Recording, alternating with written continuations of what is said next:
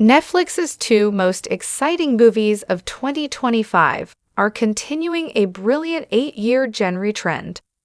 2025 is going to be a big year for Netflix movies, and it looks like the streaming platform is saving its most exciting feature releases until last. At the back end of the year, right around the holiday season, which typically sees small screen viewing figures hit their annual peak, Netflix is going to drop two of its biggest ever film premieres. It's no coincidence that both of these movies belong to the same genre.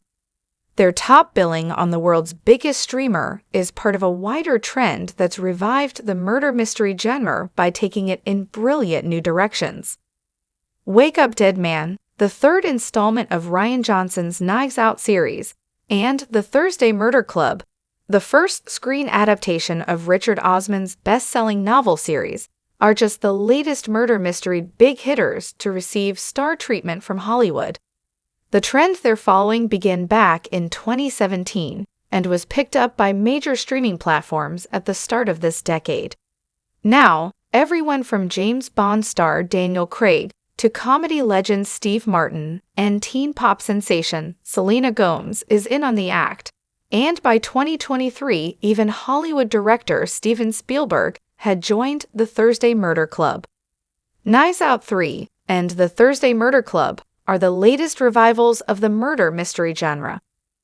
The return of Craig's Benoit Blanc in Wake Up Dead Man follows Netflix's phenomenal success with the first Knives Out sequel, Glass Onion, released on the platform around Christmas of 2022. Meanwhile, Knives Out itself was released in cinemas back in 2019 to massive audiences and rave reviews, which confirmed to studio executives that they were onto a winner with projects aiming to revive the murder mystery genre. Johnson's movie series consciously pays homage to classic works of the genre and its most recognizable tropes. In this way, its success demonstrates beyond doubt that traditional murder mysteries once again have mass appeal for both big and small screen audiences, as long as they're presented in innovative and exciting forms. Osman's story is also set in a retirement village, which follows a common trope among the current trend of mystery genre revivals.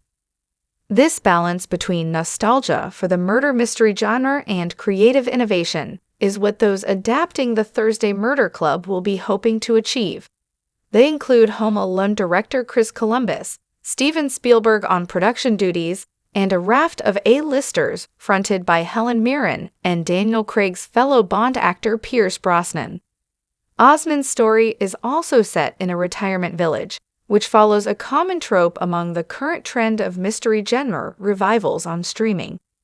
Ted Danson's Netflix sitcom Man on the Inside features an amateur detective infiltrating a retirement community, while two of the three main characters in Steve Martin's Hulu series, Only Murders in the Building, are essentially retirees.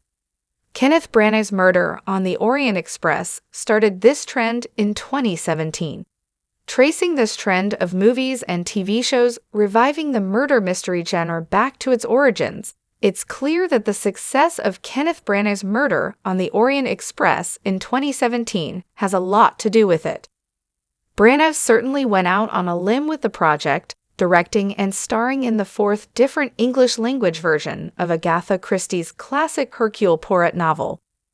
For a start, it was initially hard to imagine Branagh himself as the legendary detective, especially after another British actor, David Suchet, had made the character his own during a 13-season, 70-episode run of Poirot Mysteries on UK television. Then there was the danger of inviting a host of Hollywood stars, such as Penelope Cruz, Johnny Depp, Judi Dench, and Willem Dafoe, to dress up in period costumes for a highly stylized genre piece. There was every chance that Branagh's movie was going to be a spectacular, expensive failure, putting the final nail in the coffin of a genre which appeared to have gone stale in cinematic terms. On the contrary, though, Murder on the Orient Express was a triumph, making its money back 7 times over. The movie received mixed reviews due to its self-conscious extravagance and Branagh's deliberately over-the-top portrayal of Poirot, intended to celebrate the eccentricity of Christie's genre storytelling.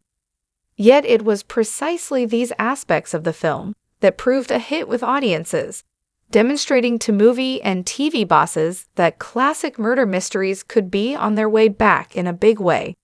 Steve Martin's Only Murders in the Building put murder mysteries on the streaming map. 3 years on from Branagh's first Christie adaptation, and a year after Knives Out became a box office smash, comedian Steve Martin finally got the chance to make a murder mystery series he'd been sitting on for almost a decade. Admittedly, Martin's comeback show Only Murders in the Building wasn't the first,